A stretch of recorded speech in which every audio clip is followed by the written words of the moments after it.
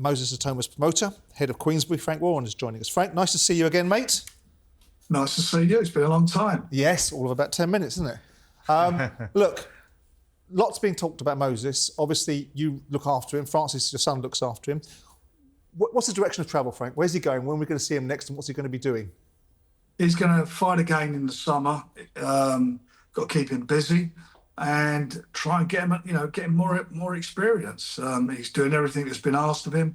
He was supposed to have had a big fight on a big show, but that show been changed a few times, so we had to go in a different direction. That's why he fought up in Scotland, and as I say, he'll be out again in July. And we're just looking to step him up into a real massive fight this year, and he will have a big fight this year. Are you going to put him on the undercard of Dubois versus Usyk? Is he going on to that?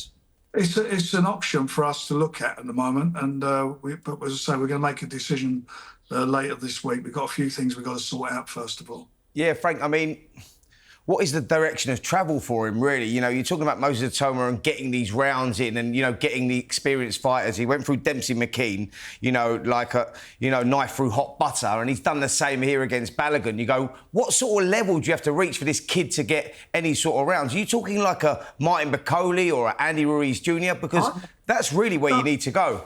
I don't know why you keep banging on about Bakole. I don't get that, Spence. I mean, he looked crap in his last fight, and I thought he was lucky to get the draw, or whatever he got. And the fight before that, he got splashed in one round. Really a good stepping stone for him. Yeah, that's what I was getting to, Frank. No, I've got to. You've been you bang on about him. I don't know what. Maybe I don't. Maybe you lot know better than I do. But Martin Bakole, do me a favour. I mean, he looked crap last time out, and that's not going to be what makes Moses Itauma. Not at all. He's well past that. And by the way, I got a text off of Billy Nelson about a week ago saying he didn't want the fight, even if it was there, until December. I've got that on a text from him. Yeah, no, in last fairness, week.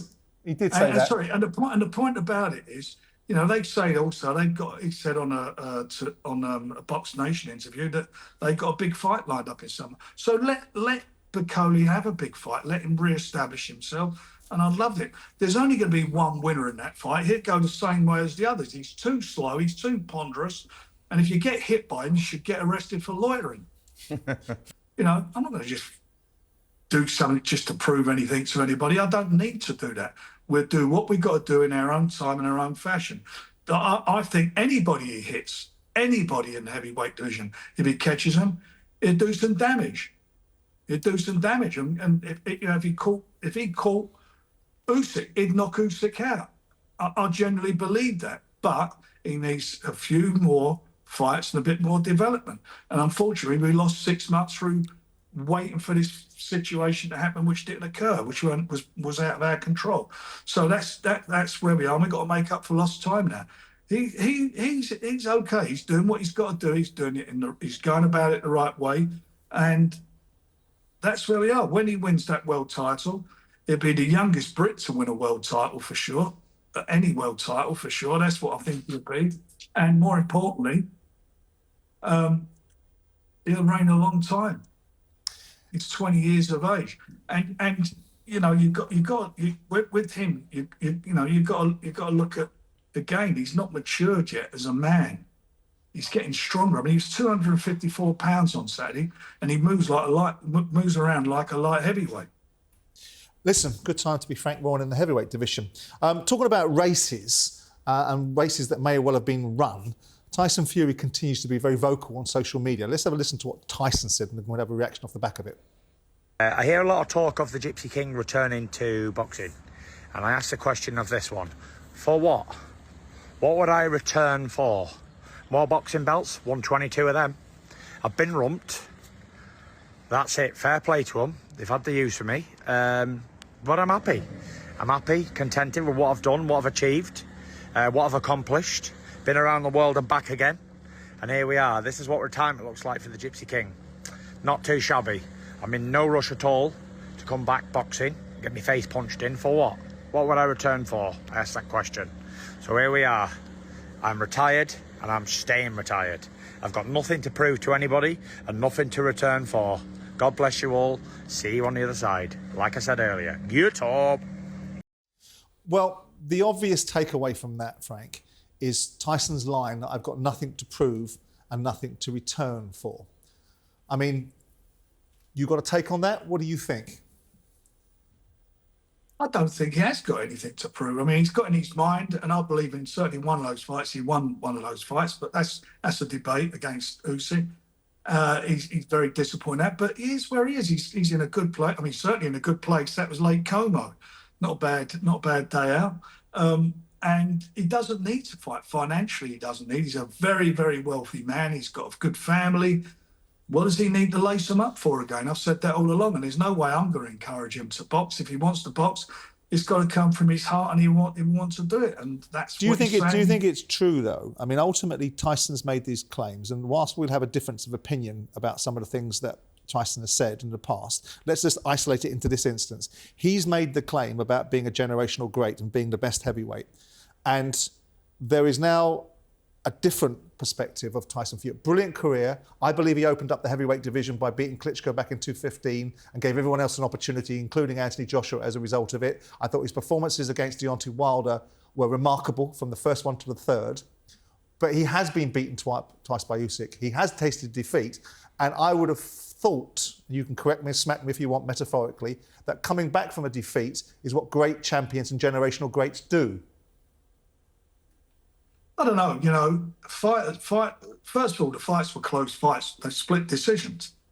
So they were very, very close fights between the two of them. Most people say, most pundits now are talking about Usyk being the best of his generation. If Usyk's the best of his generation, then Tyson was the second best of his generation.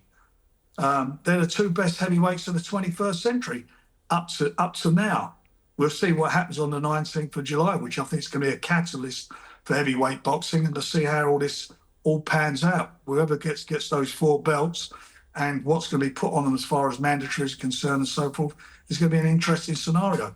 Whether Tyson at the moment doesn't feature in that, you heard what he just said, or what he said over the weekend. But the other thing was with Tyson, he is bipolar, and he says one thing and then says something else.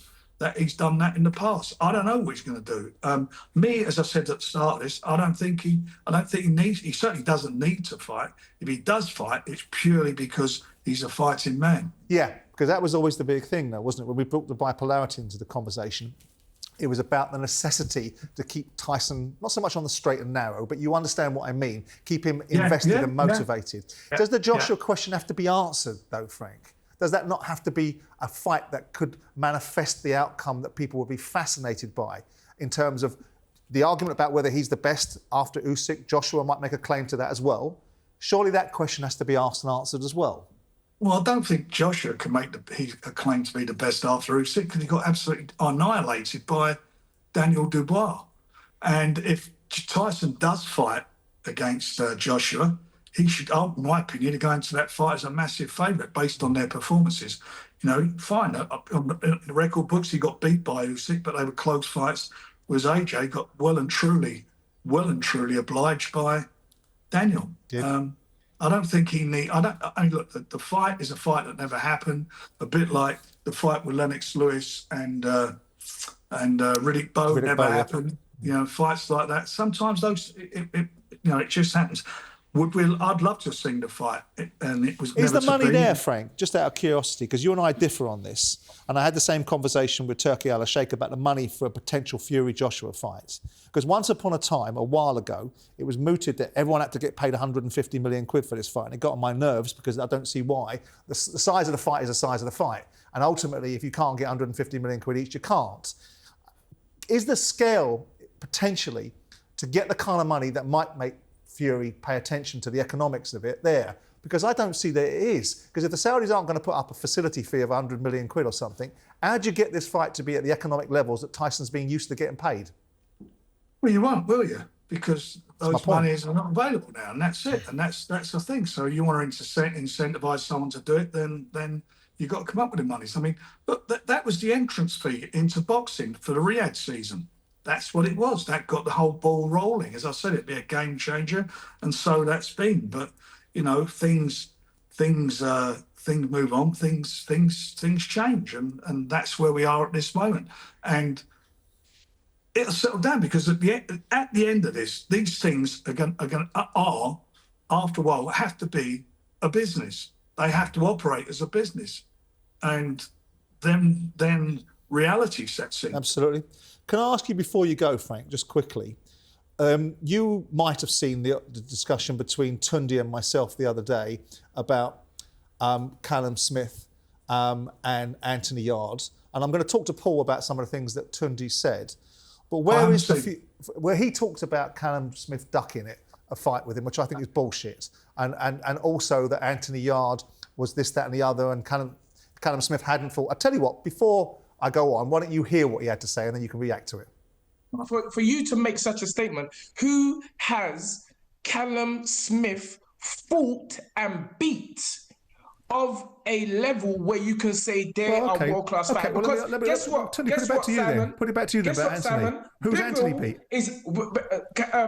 Lyndon Arthur fought Bivol and lost on points. Bivol is now the undisputed champion. But Tunde, we fought Beterbiev. We lost in a fight a year. Beterbiev was the undisputed champion. Same argument. I understand. Callum Smith has fought both guys and never even looked like he won a round. So how have you managed to say that he's in a better position or better place than Anthony Yarde? Because, when in truth, because I think he's a better fighter than Anthony. Callum Smith has only ever beaten a fighter like George Grove, a British fighter at the end of his career. Was Anthony Yarde competitive against Kovalev? Yes, he was. Yeah, he almost stopped him in the 8th round.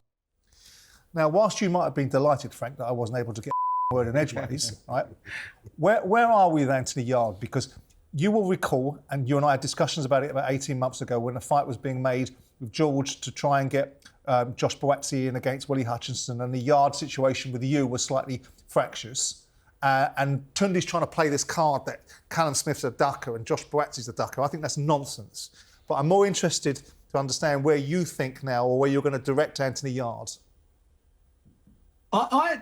Look, him and Callum's a good fight. I haven't got a problem with that fight, and I haven't got a fight either with Josh Boazzi. Either of those fights, they're good. They're good domestic fights, and I'm sure. I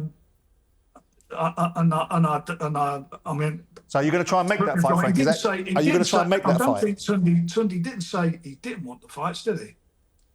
No, he said what Tunde said was that Callum Smith was a ducker, and I'll pick that up with Paul a bit later on, and that Josh Boazzi was a ducker, and that ultimately everyone ducked Anthony Yarde. Well, I would suggest that Tunde's quite difficult to deal with, and Anthony Yarde wants too much money at times.